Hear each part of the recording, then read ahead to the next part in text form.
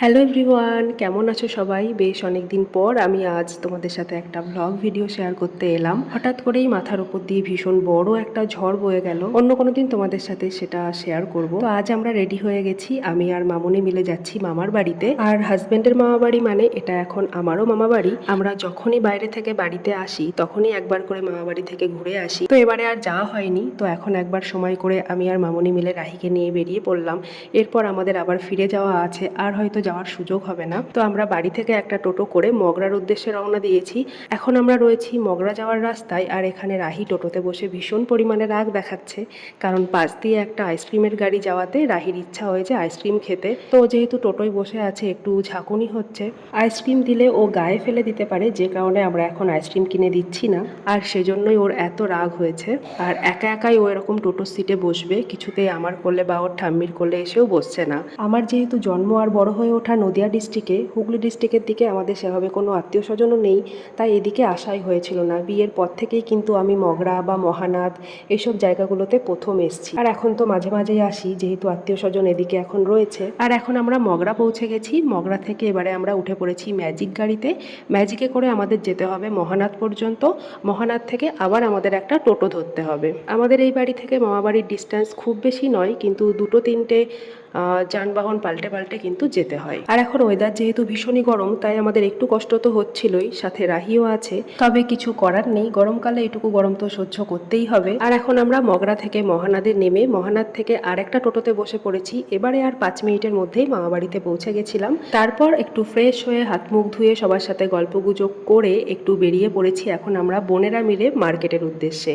আমার সাথে রয়েছে ছোট মামার 2 মেয়ে, বর্ষা আর বৃষ্টি, আর আরেকটা মামার মেয়ে রয়েছে সুনু। তো ওরাই আমাকে বললো যে চলো বৌদি, যখন এসছো এখানে বাজারটা তোমাদের দেখিয়ে আনি। এখানে আজকে খুব বড় একটা বাজার বসে, সেই সাথে জটেশ্বর বাবার মন্দির রয়েছে, সেখান থেকেও আমরা একবার ঘুরে আসব।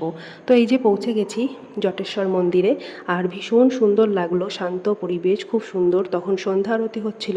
তবে আমি পুজো তো দিতে পারবো না এবছর, তাই জন্য আর কোনো পুজো টুজো দিইনি, শুধুমাত্র বাইরে থেকে দর্শন করেই চলে এসেছিলাম। ভীষণ সুন্দর। এরপরেও যখন যাব আবার মামা বাড়িতে, ইচ্ছা আছে একবার ওই মন্দিরটা থেকে ঘুরে আসব বা পুজোও দিয়ে আসবো সেই সাথে। আর এবারে আমরা বাজারের মধ্যে চলে এসেছি। বাজারটা সম্পূর্ণ ঘুরে দেখলাম, সঙ্গে সঙ্গে আমরা ফুচকাও খেয়ে নিলাম।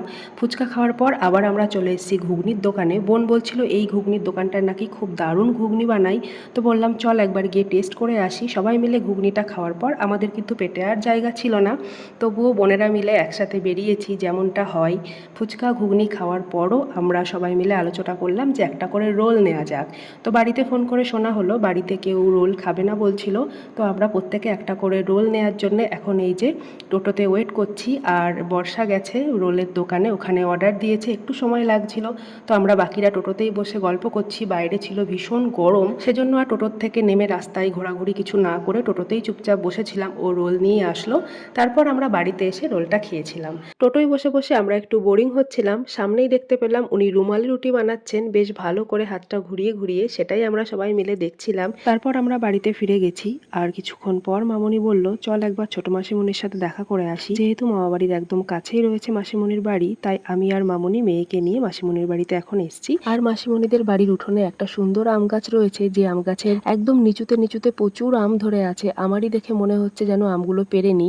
আর রাহি কি থাকতে পারে, রাহি ভীষণ আনন্দ করছিল, আর সেই সাথে ও কিন্তু 2-1টা আমও পেরেছে। ছোট মাসিমণির সাথে দেখা করে আসার পথে এই যে এখানে আজকে পুজো আছে, যে পুজো বাড়ির পাশেই হয়, সেই কারণেই আমরা আজকে এসেছি। এই বারোয়ারিতে পুজো হবে, তো রাত 12টার পর থেকে কালী পুজো শুরু হবে। আমি শুনলাম এখানে মূর্তি পুজো হয় না, এই বারোয়ারিটাতে ঘটেই পুজোটা হয়। তো অনেক রাতে যেহেতু হবে আমার আর আসা সম্ভব নয়, আর এবারে তো আমি পুজোও যেহেতু দিতে পারবো না। রাতের দিকে মামনি আর মাইমা মিলে পুজোর ওখানে এসেছিল।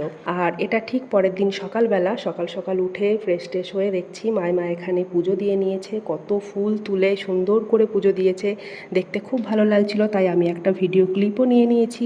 আর এখানে রাহির দুষ্টুমি যেমন হতে থাকে, সকালে খাওয়া দাওয়া ওর হয়ে গেছে, এখন কিছু একটা বায়না করছিল।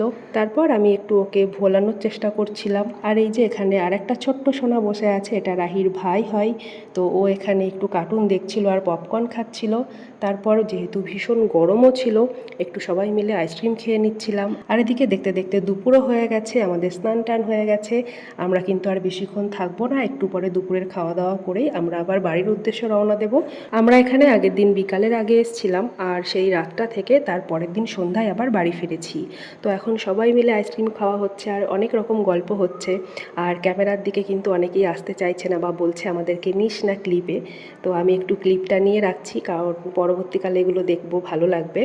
তো তারপর এই যে স্নান খাওয়া হয়ে গেছে, আইসক্রিমটা তো খেয়ে নিচ্ছি আর এবারে দুপুরের লাঞ্চটাও সেরে নেব। আর আজকে দুপুরের খাবারের মেনুগুলো আমার আর ভিডিও করা হয়নি, তবে খাবারের মেনুতে ছিল মাটন, চিকেন, গরম গরম ভাত। সবাই মিলে একসাথে বসে খাওয়ার মজাটাই কিন্তু আলাদা, খাবারের পাতে যাই থাকুক না কেন। তারপর আমরা খাওয়া দাওয়া সেরে একটু রেস্ট করব, তারপর আবার রেডি হয়ে বাড়ির দিকে রওনা দিতে হবে। সবাই মিলে একসাথে গল্পগুজবের মধ্যে দিয়ে একটা দিন কিন্তু খুব সুন্দরভাবে আমাদের কেটে গেল। আর এখানে তোমাদের সাথে শেয়ার করছি আমাদের ঘরের জানলা থেকে কি সুন্দর একটা বাইরের ভিউ পাওয়া যাচ্ছে, সেই সাথে একটা সুন্দর পুকুরও কিন্তু দেখা যাচ্ছে। তারপর আমরা একটু ঘুমিয়ে নিয়েছিলাম খেয়ে দিয়ে। ঘুম থেকে উঠে এখন প্রায় বিকাল 5:30 মতো বাজে। এখন আমরা রেডি হয়ে গেছি, বেরিয়ে যাব। ওয়েদার কিন্তু ভীষণই গরম ছিল, একটুও বৃষ্টির দেখা ছিল না। সবাইকে বললাম খুব তাড়াতাড়ি একবার আমাদের বাড়িতে এসো, আমরা ব্যাঙ্গালোর ফিরে যাওয়ার আগে। আর এখানে এই যে আমরা এখন বাড়ির উদ্দেশ্যে রওনা দিয়েছি। তাহলে আজকের ভিডিওটা এইটুকুই। কেমন লাগলো তোমরা জানিও, ভালো লাগলে লাইক আর সাবস্ক্রাইব করো। আজকের মতো টাটা।